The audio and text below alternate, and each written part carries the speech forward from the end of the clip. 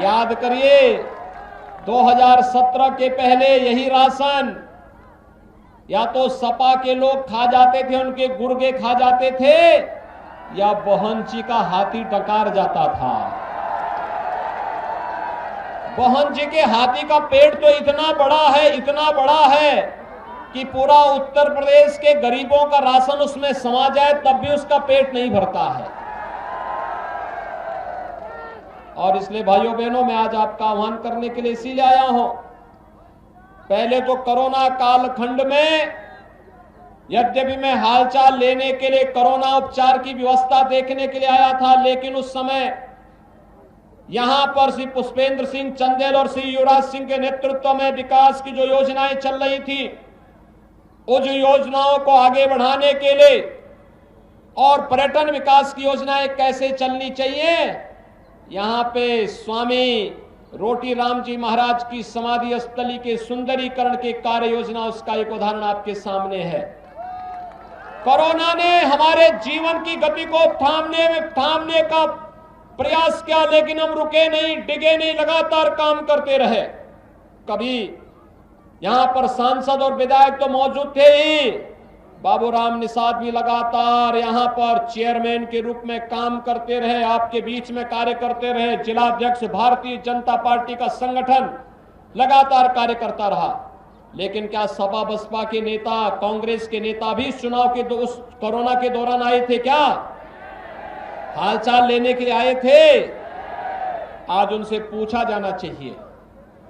जो लोग विपत्ति के समय आपका सहयोगी नहीं बन सकते, क्या संकट का साथी ही सच्चा साथी होता है? शेष तो अवसरवादी होते हैं। और भाइयों बहनों, इन अवसरवादियों से बचने की आवश्यकता है। दूसरा, मुझे आपसे एक बात और कहनी है, और बात कहनी है 2017 के पहले आपके सामने सुरक्षा का एक संकट था। बेटियां स्कूल नहीं जा पाती थी, महिलाएं बाजार नहीं जा पाती थी।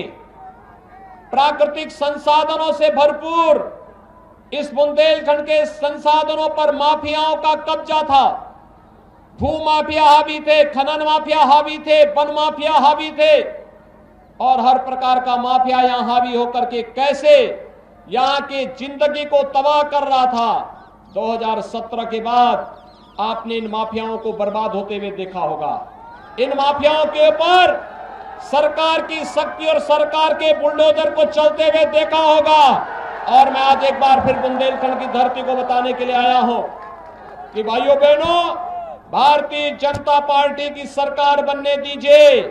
अपराध और अपराधियों के प्रति और माफियाओं के प्रति यही शक्ति बरकरार रहेगी जो अब तक है, और बुंदेलखंड विकास की एक नई ऊंचाइयों को फिर से छूता हुआ दिखाई देगा। बुंदेलखंड एक बार फिर से विकास की नई ऊंचाइयों को प्राप्त करेगा। आज हम बुंदेलखंड एक्सप्रेसवे बना रहे हैं। मैं भी देख रहा था, मुझे पुष्पेंद्र जी हेलीकॉप्टर से बता रहे थे कि ये एक्सप्रेसवे बुंदेलखंड एक्सप्रेसवे बन रहा है। भाइयों बहनों, ये जिस दिन पूरा होगा, इसमें हर जनपद में हम औद्योगिक क्लस्टर बनाएंगे और औद्योगिक क्लस्टर में तमाम फैक्ट्रियां बनाएंगे। और मैं आपको कह सकता हूं कि आने वाले समय में बुंदेलखंड के किसी नौजवान को नौकरी और रोजगार के लिए बुंदेलखंड के बाहर नहीं जाना पड़ेगा, पूरे देश को बुंदेलखंड में आना पड़ेगा नौकरी करने के लिए। 2017 के पहले बुंदेलखंड में सबसे ज्यादा किल्लत थी पानी की। आज तो आपके यहां हर जगह हर घर नल की योजना लागू हो रही है ना, हर गांव में चल रही है ना काम, पाइप बिछ रहा है ना, कोई संदेह तो नहीं ना सरकार की नियत पे।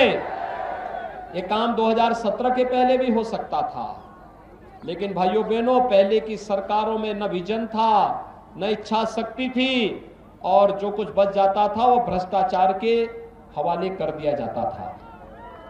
आज तो अर्जुन सहायक परियोजना जैसी 1 दर्जन बुंदेलखंड की परियोजनाओं को हम पूरा कर चुके हैं।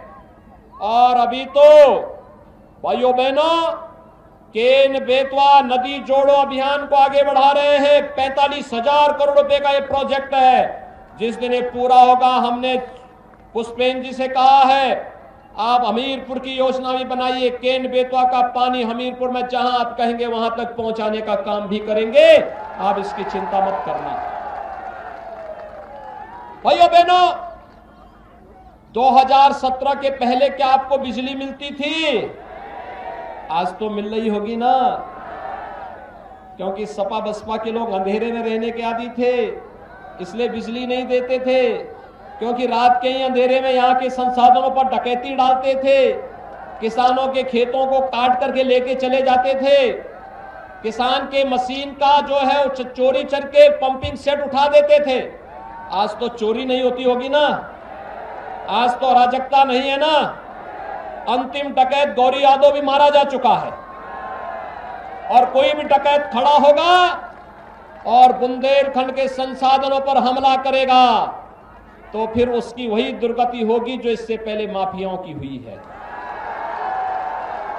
भाइयों बहनों, मैं आपका आह्वान करने के लिए आया हूं। आप याद करिए, 2017 में जब सरकार बनी थी, हमने सबसे पहला काम किया था किसानों की कर्ज माफी का, और अकेले हमीरपुर में 41,000 किसानों का कर्ज माफ हुआ था।